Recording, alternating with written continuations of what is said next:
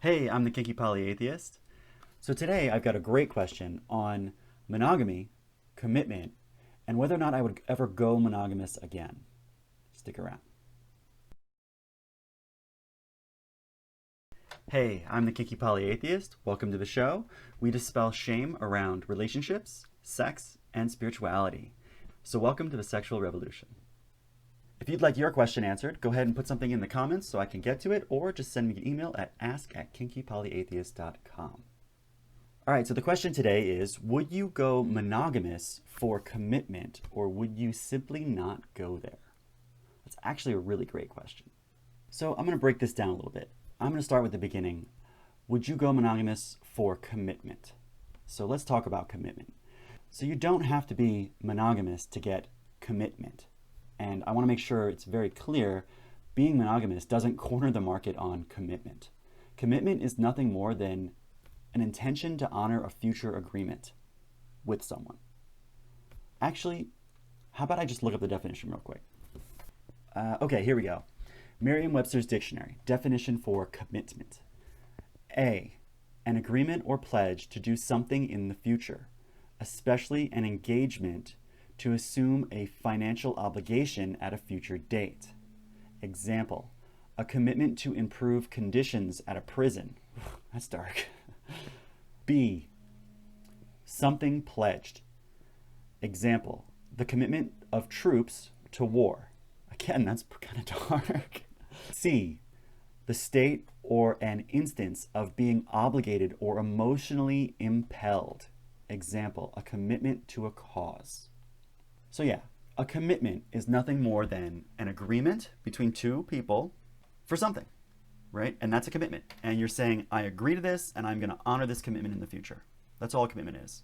So in a lot of ways, monogamous culture has kind of hijacked the word commitment to mean one thing.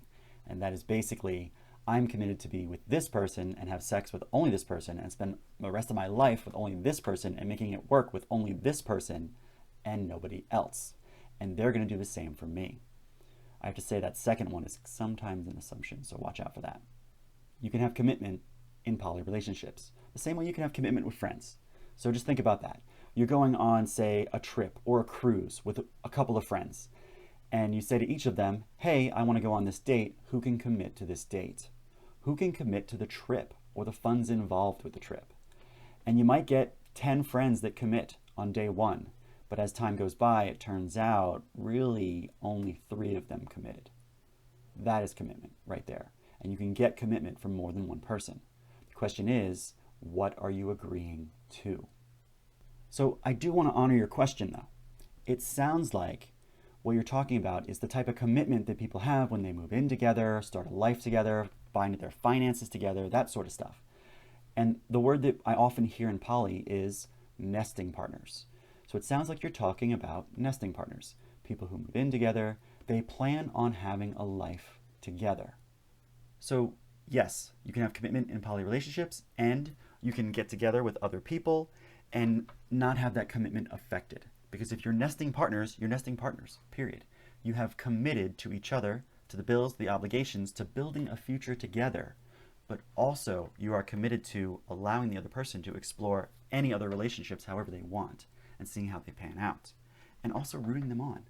Like, those are the kind of commitments you could get. So for example, one of the things that I am committed to with myself is I am committed to have good people in my life forever. And I'm committed to not risking physical relationships that might possibly ruin our chances or ruin the chances of having a good person in my life 5 years from now. Now I have to admit, this is a hard commitment, and I've screwed it up many times. And each time I do, I learn lessons and I hopefully do better next time. But the idea that I'm committed to having good people in my life and not losing them, and I value that higher than a physical interaction, is a big deal to me. So another type of commitment that I often talk about in new relationships is that I am committed to not owning you and not being owned. I'm committed to dating me should set you free. And I want the same in return. I want dating you to set me free. I'm going to encourage you to go have every interaction you can, to go find the life you want, to go seek happiness and adventure and amazing things with new people. I'm going to root for you. That's what I'm committing to. Is it hard sometimes? Yes. Is it worth it? Yes. So getting back to the question, would I ever go monogamous for commitment, or would I just not go there? So I will never agree to be in another monogamous relationship. They might work for you, but they don't work for me.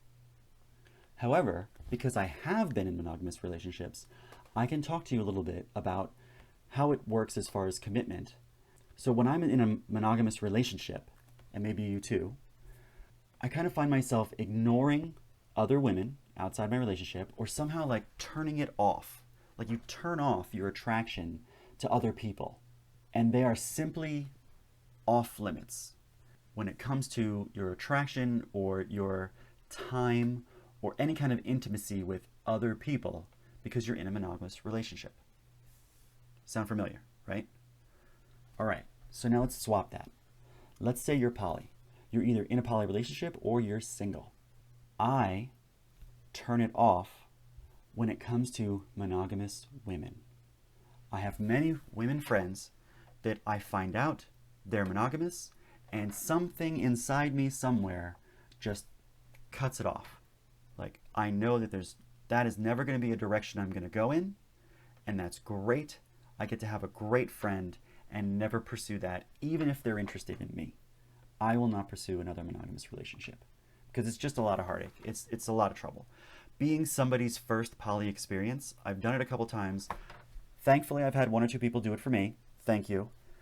But I personally am not going to take on the responsibility, the heartache, and the struggle to break someone out of monogamy into a poly lifestyle and mindset, even if they want to. You can go have that experience with somebody else, circle back with me later. So there's your answer.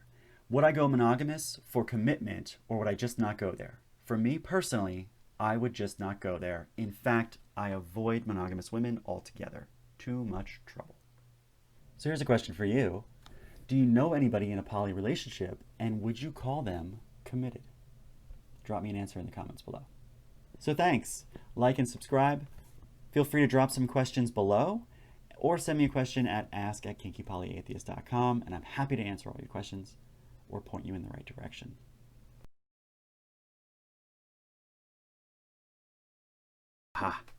Coffee.